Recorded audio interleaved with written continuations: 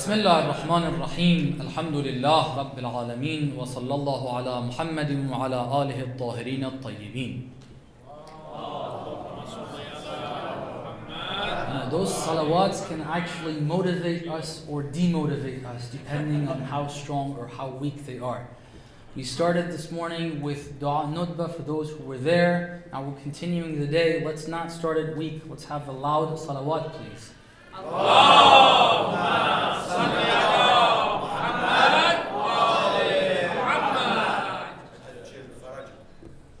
I thank Allah subhanahu wa ta'ala for this opportunity to be able to engage with the brothers and sisters here in MSA-PSG again in this annual conference, and I pray that Allah subhanahu wa ta'ala increases the tawfiq, the ability for the believers, the brothers and sisters that have come together, spent time and put effort and energy and resources into making this a possibility.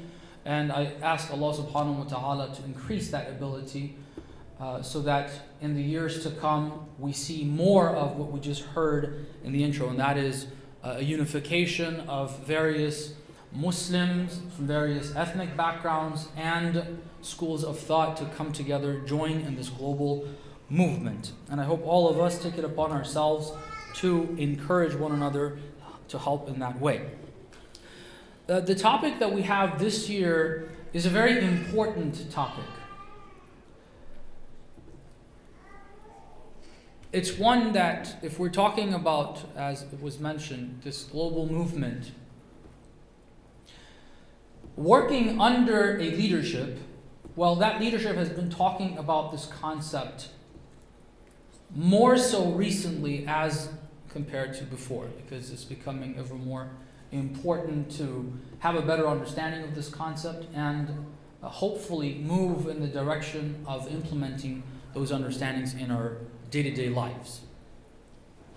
But before anything, the first and most important reminder I need to remind us all of is that this topic, similar to many other topics in our Islamic teachings, is a topic that can only be productive and useful in our moments, our hours here, our days here in MSA-PSG over the course of this weekend, can only be productive if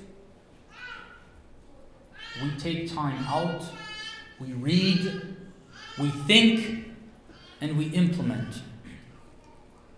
If we sit down and listen to a talk, as we do in a normal wa'adh, we call it, a session where a speaker is simply trying to remind us and give us some words of inspiration to get us motivated to do certain things, if we treat it in that way, then we're not really going to progress much. It's very, extremely important that as believers, we follow discussions up, we read and we think, we reflect, we develop understanding. Without that, I don't think any of these discussions, any of what I have to present is going to be productive at all. I think it's going to be a waste of time. So I hope we don't waste our time here, and I hope we're able to follow up these discussions. We take in whatever is presented, ask ourselves questions, follow up with reading, and think and reflect. This is the first, and I think in a sense, most important point before the actual discussion itself. Beginning the topic, if we want to talk about why it's important to discuss this matter, the Islamic way of life, the Islamic lifestyle, the Islamic style of living, or whatever other phrase or wording you choose for this, why we need to discuss it, first we need to have an understanding of it. I think that understanding is really important, and I don't think we have thought of it. I'm pretty sure, I can speak about myself, this is a later development in our understanding of Islam as a religion. We don't see it as a way of life the way it's going to be presented, and our ulama have presented it, and is present in the Qur'an and Hadith. And sometimes we say Islam is the way of life. However, I don't think we understand the magnitude of that idea and that concept. So I'm going to present an understanding, a brief explanation and understanding of this idea. Islam, if we look at the original sources of it, the most important of which is the Holy Qur'an, you see that it is made up and composed of al-Iman and al-Amal al-Salih. Belief, faith, ideology, worldview, and action, amal. It's a combination of the two. It's a combination of the two in practice. It's the combination of the two applied, and it is the combination of the two in theory. What do I mean by that?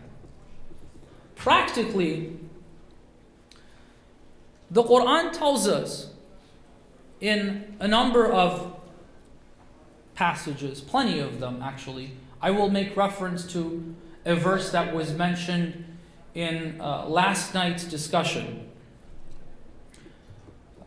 A verse from Surah Al-Baqarah. It's a nice verse. It's one of the verses that mentions this idea in, I think, a very nice way. It's verse 177 of Surah Baqarah, the second chapter of the Holy Qur'an. And the verse reads, أعوذ بالله من الشيطان الرجيم ليس البر أن تولوا وجوهكم قبل المشرق والمغرب. Context, what is this verse talking about after a brief translation? Brief translation is, righteousness isn't turning your face towards the east or the west. Rather, righteousness is the one, لكن البر من آمن بالله واليوم الآخر والملائكة والكتاب والنبيين وآتى المال على حبه ذوي القربى والمساكين وابن السبيل وفي الرقاب. And the verse continues. However, righteousness is belief in God and the last day and the angels and the book and the prophets, plural. Then وَآتَ الْمَالَ عَلَى حُبِّهِ. Context now. The context of this verse, this is Surah Baqarah, the first chapter revealed upon the Holy Prophet after his migration to Medina, when he begins to be challenged by the Jews directly, as opposed to his stay in Mecca, where the ones who were challenging him were the mushrikeen. And the surahs, the chapters that were revealed in Mecca, tend to be addressing shirk, whereas the ones that are revealed in Medina, many of them at least, contain verses and sometimes the entire chapter is addressing Christians and Jews, sometimes more specifically the Christians. One of the early discussions between the Muslims and the Jews was the matter of Qibla. One of the ways that the Jews tried to discredit the prophethood of our prophet was to say that this message is not a genuine message. It's not a divine message. It didn't come from God. The prophet actually took a piece from here and a piece from there, connected it, fused it together, and made this a new religion. He called this Islam. One of the things that they tried to pick on with regard to the Holy Prophet is, well, if this is a different religion, then why are you guys using our Qibla? You're facing our Qibla. The Muslims would face Jerusalem initially. So they kept saying, why are you facing the same Qibla? If this is a different religion, if you are a prophet, you shouldn't be doing that. So then what happened was God, during a prayer, had the Holy Prophet to turn almost 180 degrees from north, which is the direction of Jerusalem in Medina, towards the south, which was the direction of Mecca. And those are verses found in Surah Al-Baqarah as well. So initially the Jews were saying, why in the world are you facing the same Qibla as ours? That means you're not a prophet. Then when the Qibla did change, they started complaining again. Saying, look, if that was the Qibla and you are a prophet, then why did that change? Constantly making questions.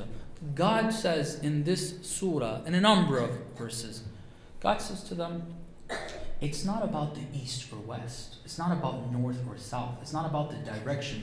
لَيْسَ الْبِرْ أَن تُوَلُّوا وُجُوهَكُمْ قِبَلَ الْمَشْرِقِ وَالْمَغْرِبِ. It's not the action itself, in and of itself. So it's talking about prayer even. The direction you will face in your worship of God. God says it's not the direction in and of itself. Later in this verse, and we will see, he talks about charity as well. It's not, and there are plenty of verses of the Holy Qur'an about this as well.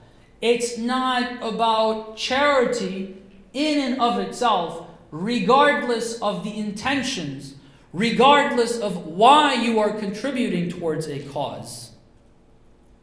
Simply helping out with those in need of help. That's not, according to Islamic standards, it's not righteousness. What is righteousness? What is being a good person? The verse says, وَلَكِنَّ الْبِرْ مَنْ آمَنَ بِاللَّهِ. There are interesting points in this verse that I will leave for your own reading. But it says, the first element, most important element, is faith, iman, then amal. Iman, then amal. The way that's put is interesting. First of all, a number of elements of faith. Believing not just in God, believing in His angels, believing in the prophets, believing in the book, believing in all of what needs to be believed in. Whatever we need to have faith in. All of it. And there's points regarding that, which I will skip again. And then it says, وَآتَ الْمَالِ. When it gets to the action, interesting wording. It says, وَآتَ الْمَالِ عَلَى حُبِّهِ ذَوِي الْقُرْبَى وَالْيَتَامَى وَالْمَسَاكِينَ وَابْنَ السَّبِيلِ وَفِي الرِّقَابِ. Charity that's given is عَلَى حُبِّهِ. That's righteousness. If the charity that I give, if I give that charity out of love for Allah, that is righteousness.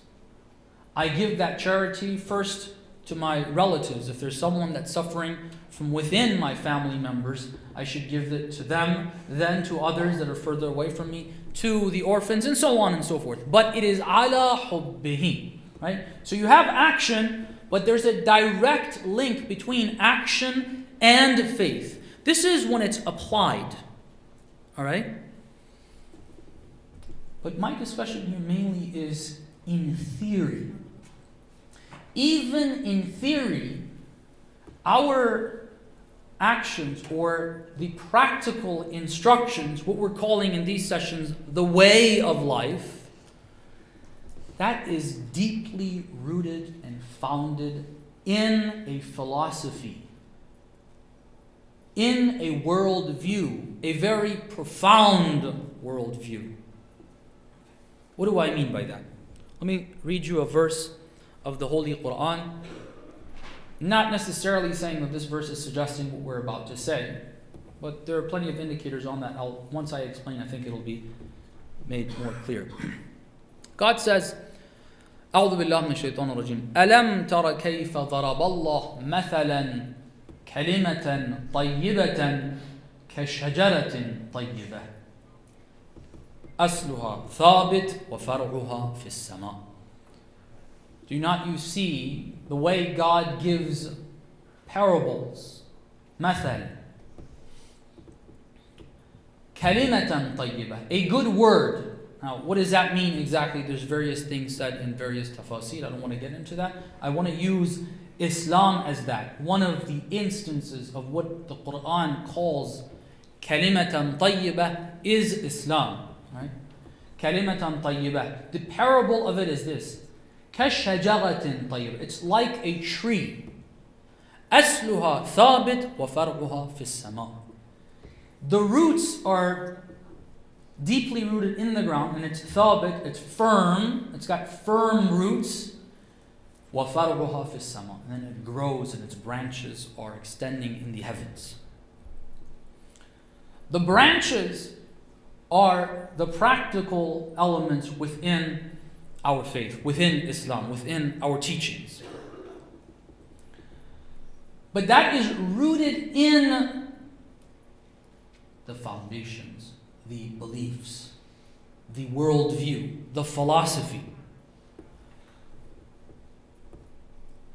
To emphasize the point and be a little more clear what I'm saying here, every one of us understands that Islam has usuluddin and furu'uddin. That's nothing new to any of you. But the way I understand our understanding as a people, the Muslimin, the way we understand that, although we use the word asl, which means root, and fara', which means branches, we use that terminology, but we don't actually understand that terminology. When we say furu', we just say, okay, practical instructions. That's on one side. We have beliefs. That's on another side. Are they linked together? If they are, in what way? We don't see that. A lot of the questions we ask with regards to our practical instructions is because we don't have that type of understanding. We don't see how the practical instructions, whether it is our rituals, the prayer, the fasting, the hajj, and so on and so forth, the timings of prayer, how long the prayer is, how many rak'ah each prayer is, what you say in the first rak'ah and the second rak'ah, when you say it aloud, when you whisper it, male or female, all of these different elements of our practical instructions within the context of our rituals. Or it is related to our social life, it is related to transactions, to business. What type of business is allowed? What type of transaction is allowed? Is interest allowed? What is interest? Is there a difference between interest or usury? Can we formulate the contract in a way where in the end we get the results of what we want that we call interest, but then the formulation of the contract is such that it doesn't sound like interest? Is that allowed? Is it not allowed? How we're supposed to interact, how marriage works, is it between members of the opposite gender? Is it between the members of the same gender? Is that allowed? Is it not allowed? The whole thing, all of it, is stemming from the philosophy. It stems from the philosophy. It's not a philosophy separately, in-depth, profound, so on and so forth, then a code of conduct that is completely irrelevant. No, they are 100% connected in this way that the ideology, the philosophy, the worldview, that forms the foundation based on which the practical instructions come forth. In other words, the practical instructions stem from it. You've got to think about that a bit more. Every element of it, every taklif, every forbiddance, every recommendation, every point that you have in the Qur'an with regards to our relationship. The relation, for example, what the rights and responsibilities of the two spouses are going to be at home. That stems from that philosophy, from the worldview. It's not something that is disconnected and irrelevant. A set of laws that are just there. For some odd reason, God said, do it in this way. For some historic context, so for some historic reason, the time and place, the culture in which this religion is revealed, God has made this an obligation, a right, or a responsibility. Well, that's not the case. Even the idea, and I think it was mentioned very eloquently, I forget which of the speakers said this last night as well, that the selection of the Arabic language and culture, the timing in which the Prophet rises as the last prophet is with a plan, a divine plan. It's not haphazard. It's not like all of a sudden, well, where do we do this? We have no choice but to do it within the Arabian context. That's a very flawed understanding of how things work. So there's a very, very tight connection between the way of life, the practical code, the code of conduct, the code of law in every dimension of it, and the philosophy, the worldview that Islam has. This is the first point with regards to our understanding of the Islamic way of life. Recite salawat, please.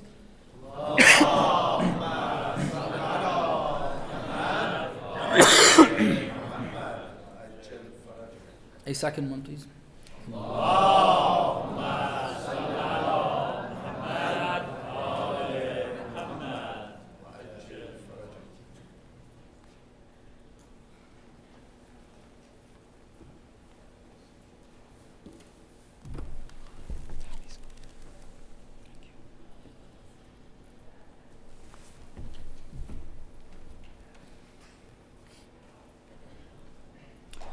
The second point with regards to understanding the way of life,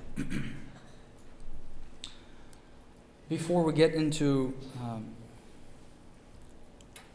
the next part of this presentation, is that the Islamic way of life is actually a way of life. It's a style of living. It is a complete way of life. Okay. It's not partial.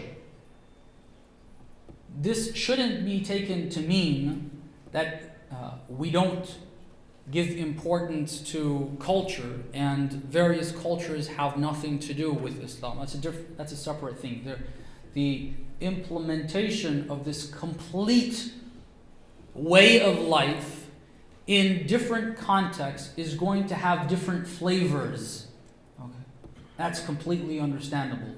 Islam doesn't want to give you that Arabic touch to everything, and we are supposed to develop an Arabic culture, an Arabian culture. This doesn't mean that. Now, if we get time, we can discuss that further. But this doesn't mean also that it's not complete. So Islam is incomplete, now culture comes and completes that. No, Islam is a complete way of life. It's a complete package. It's important that we understand Islam in that way. Islam is not a few laws here and there. Islam is not 5 daily prayers that we do thrice a day. Okay. Islam is not a set of laws with regards to marriage and divorce that we ask about during those few days that we were involved with that contract of marriage, and we ask, can we put this as a condition in the contract of marriage or can we not? And then when the time, God forbid, of divorce comes, then we start talking about what the rights and responsibilities of the two parties involved in that divorce are. And that's it. That's the Islamic code of practice. No, Islam is a complete way of life. This is one of the reasons. I'll elaborate on this further, inshallah, if we get time. This is one of the reasons why we need to discuss this, regardless of what time and age and context we live in. We have a lot of development to do to understand Islam as a way of life that determines, not in a strict legal manner, but tells us when to sleep, when to wake up, how to sleep, how to wake up, how to eat, how to drink, how to engage in conversation with others, when to engage, when not to engage, who to engage in that conversation, in what manner. It tells us all of that. And it's the best way of doing it. Some of it is up to us, but if we develop Islam, which is something that Islam is helping us move in the direction of, it gives us direction with regards to all of that. People shouldn't panic when they hear this, like, oh my God, we already have enough laws to restrict us from doing certain things. Is there a long list of haram things now we are not made aware of and we need to be made aware of? No, as I said, this is not about strictly wajib and haram. We need to grow up. We need to grow up. Have you seen children? Sorry, salawat, please.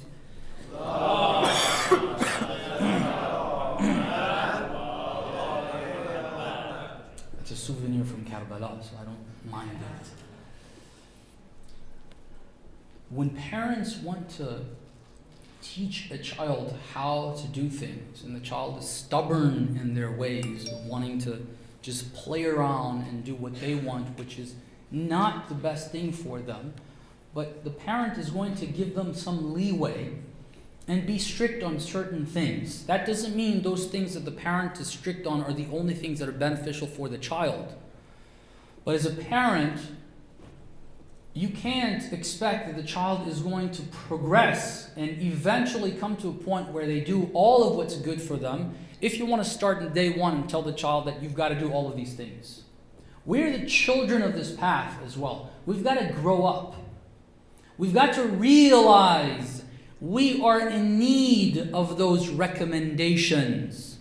I want to, as an individual, as a family, as a society, as the community of believers, as the global community of believers. Thank you very much. Say salawat, please.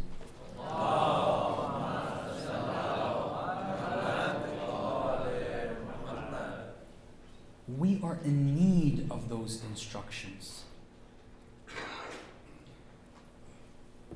People look for those instructions. Can you please tell me? I know the wajibat, I know the muharram, I'm doing that. Can you give me more? Okay. This isn't to suggest that we at our stage need to do that. Some of us, as I said, I'm speaking about myself.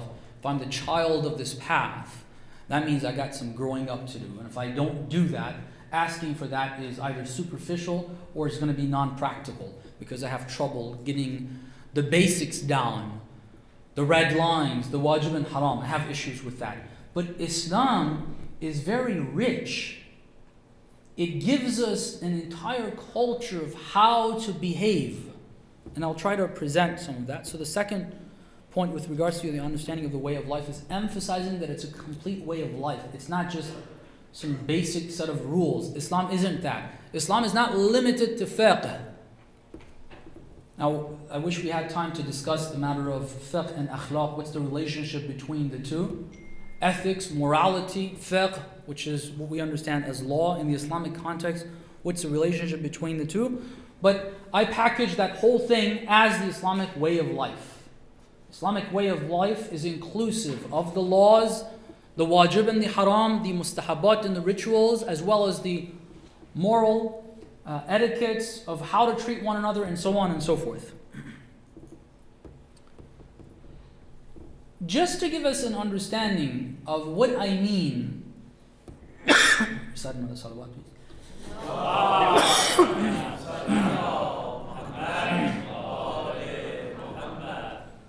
What I mean by a way of life, how certain elements just encompass all of our life. All of it encompasses everything, but different elements encompass different areas of our life, but certain things just find their way in everything.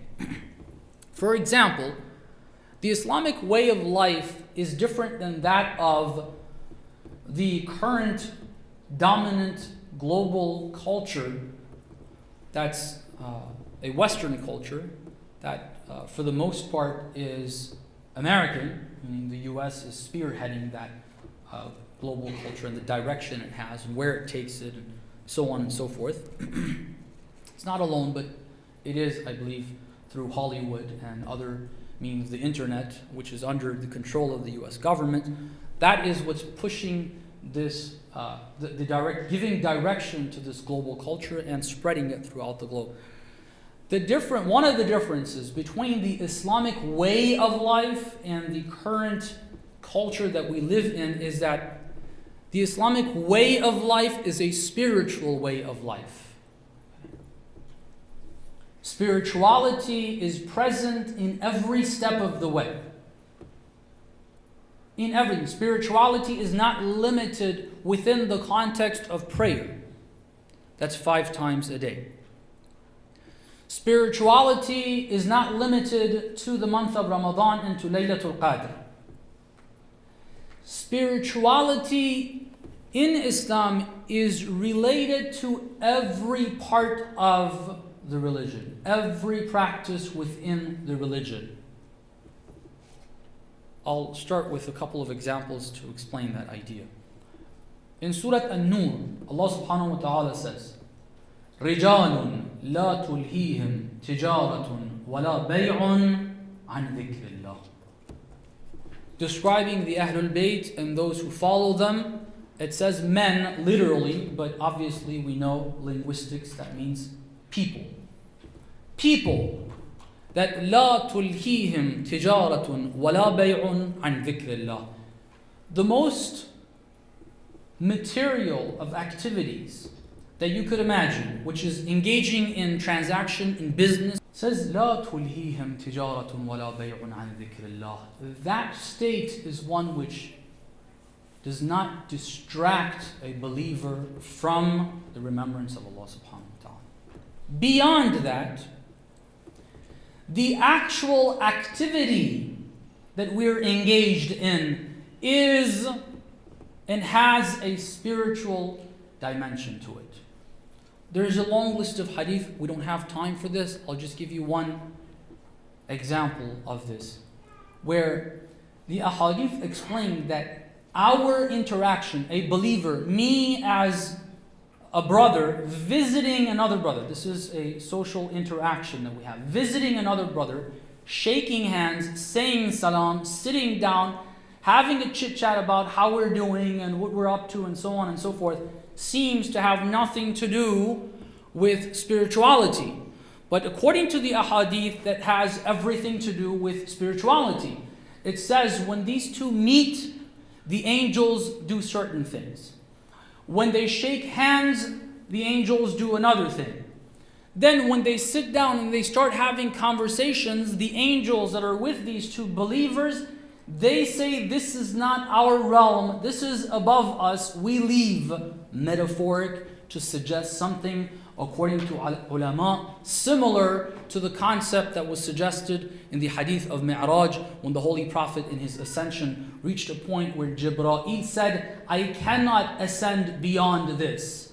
This social interaction of meeting a brother or a sister and having a conversation with them has a spiritual impact such that it causes the spiritual status of a person to grow such that the angels that were with them say, this is beyond us. We cannot ascend to that level.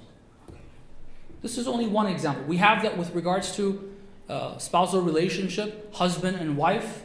When they get together, when they're having conversations with one another, when they say nice words to one another, we have those ahadith, and so on and so forth with regards to children. And there's a lot more to say about that. Spirituality is an element that exists within all of the Islamic instructions and the Islamic way of life. It's a spiritual way of life. Okay? Another distinct quality of it is justice. These are only 2 examples out of many that should be said to have a complete understanding of the Islamic way of life. What I mean by justice is a few points, just touching on them. It's a very broad concept. One idea is everyone benefits from the resources that are available. This is one of the applications of the concept of justice within the Islamic way of life. In other words, I can't live my life, I can't choose to use the resources of the world in a way that certain people are going to be deprived of those resources. I don't have that right. I can't say, oh, I have ownership over this piece of land, and if all of the oil of the world is contained within this one piece of land, and I'm the only one that have access to it, I'm going to use that to control the world, not to give it to whomever I wish, waste it in whatever way I want, and not allow them to have it. That's non-existent. You can't have that. Now, the examples that I mentioned perhaps are a little far-fetched, or they don't apply to the average person, something that's a little more tangible. In developing technologies, in developing what gives you and I the comforts that we are so used to these days, sometimes the methods that are used, the material that is used, is harming to the environment. And that harm to the environment is going to deprive a people in this day and age, or a people in the future, from having certain resources. Why am I using those resources in that particular way? Because of my comfort, because of the sale of my product, because of this, because of that. In the Islamic way of life, that is not justified. We can't design technologies that are going to cause or have that effect and that impact. We can't be buying into that culture. Another, getting even more tangible, the consumer culture that exists, which leads to a lot of wasting, tabdhir. This is unacceptable in the Islamic way of life. We've become so accustomed to it. Buying styrofoam cups and plates, which even in this conference we are so used to it, right? And just taking that cup, pouring a little bit of water in it, drinking a little bit of it, throwing the rest of it away, throwing that cup away, and God knows how many cups we use over the duration of these few days that we hear in this conference. Okay. It's part of the context that we live in. It's part of the global culture that exists. If you go to the East as well, this is developing. That's why I say this is the dominant global culture that's being pushed by these people, right? In the Islamic way of life, that's not the case. Remember, one of the ulama just recently visited the school that I teach in Qum, and he was quoting, or he was telling us of an experience that I've heard many say about Imam Khomeini as one of the scholars that has truly tried his best to implement that Islamic way of life in his own life, first and foremost, and bring that to the social political context as well. Imam Khomeini, he said, when you would go there, if this is a cup of water, right now I have 2 cups of water here. Right? Brothers, out of the goodness of their heart, they brought this, but they're both plastic cups as well. Right? So what do? I drink a little bit of this or a little bit of that. The rest of it remains here. What happens to it? It gets thrown away. It's very naturally. And we don't even bother, like, oh, is that even something that's important? Can we talk about something that's more important? But when Imam Khomeini would drink a little bit of this, he would leave it, cover it with a tissue or a piece of paper, and whenever he feels thirsty again, he would drink it. If that meant the night before he drinks some of it, and then he covers it, in the morning he drinks the rest of it, this is not going to get poured away and thrown away. That's not going to happen. All right? This is the Islamic way of life. Getting an idea, a very rough idea. We need to have sessions upon sessions. See what I mean? We need to discuss this. This is alien to us as Muslims. The Islamic way of life, we have a long ways to develop a thorough understanding of it. This is one reason. I'll wrap up with this. I don't think I need to stress these points any further. We need to have an understanding because we don't have that understanding. If we are Muslims and we want to live in Islamic life, we've got to have a better understanding of what that way of life is. So even if we didn't live in a world that has this dominating culture that is spreading, that is changing our understanding of our surroundings, that is changing our understanding of our value system, even if we didn't have that, we would have been in need of discussing the Islamic way of life, because we don't have that understanding. But in addition to that first point, especially since we live in this context, we need to have this discussion. Why?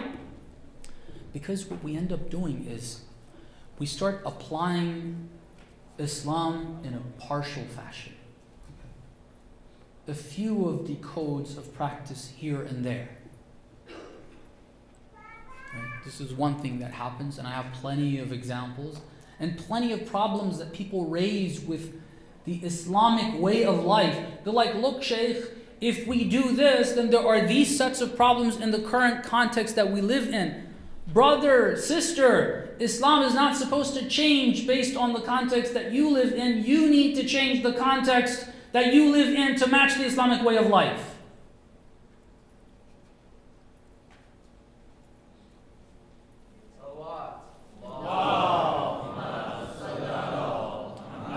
Certain rules that have to do with divorce, certain rules that have to do with inheritance, certain rules that have to do with a number of other things. Like, look, this just doesn't fit. Yeah, I understand it doesn't fit in this current way of life. This lifestyle that we have doesn't match up. But you can't change the Islamic legal system, the Islamic way of life. God, can you please change this because we've decided we want to change? Like, look, I gave you this so you can live your lives in a fashion that you're going to progress materially as well as spiritually. You want to say change this because I want to do it in this way? That's not the way it works. So one thing is that we start applying Islam in a partial fashion. And the other thing is we start using, this is why we stress the idea that it's based on a particular profound philosophy. That again, most of us Muslims have a very, very superficial understanding of that profound philosophy. Because we don't have a proper understanding of the Islamic way of life, what ends up happening is we start using loopholes, as we call them, within the Islamic legal system to apply the rules in a way that defeats the purpose of the rule and serves an ideology and a worldview that is completely contrary to Islam. For example, the current economic system of the globe is based on interest. Better said, it's based on usury. It's based on usury. Now, as Muslims, we're trying to work around the Islamic legal system to make things halal, but in the end, we are actually moving in that direction. Look, the Islamic legal system with regards to the transactions is such that, as the verse of the Holy Qur'an says, لا تأكلوا أموالكم بينكم بالباطل إلا أن تكون تجارة عن تراض منكم. You can't take money without replacing it with something. It's a transaction. It's an exchange of a product for another, a service for a product. Okay. It's an exchange. But if part of that exchange doesn't have anything in return for it, that's أكل المال بالباطل. لا تأكلوا أموالكم بينكم بالباطل. And that's what usury is. Okay? That's based on the concept of justice. It's got to be balanced out. It's an exchange. You give and you take. If you're only giving, you're forced to give, but you don't take anything back, you don't gain anything from that, that's not just. Now, if you form the legal system in such a way where Islam says these rules are there to help us move towards social justice, but we use some loopholes and twist it and so on and so forth, and we want to get some fatwa that's going to allow us and make it halal for us to do something that in the end actually pushes us towards aklul mal bil batil, the unjust system. if we don't understand that full system, then we're going to separate the way of life from the ideology, from the philosophy. The objective of the rules are going to change. In the context that we live in, the culture is so dominating, and there's plenty of explanations that can be given, I'm sure you've heard and you will hear in this conference more and more about, that sometimes subconsciously, without even realizing, we have developed some of these concepts that I mentioned. Meaning, we have developed our laws to serve an ideology and an end cause that is different than the Islamic philosophy and ideology. I ask Allah subhanahu wa ta'ala to allow us in these few days and for the rest of our lives to have and to continue having a better understanding of Islam, a better understanding of this guidance, this nur that Allah subhanahu wa ta'ala has sent to us, and that we're able to implement that in our lives as individuals, as families, and as hopefully society at large, inshallah. Alhamdulillah Rabbil Alameen.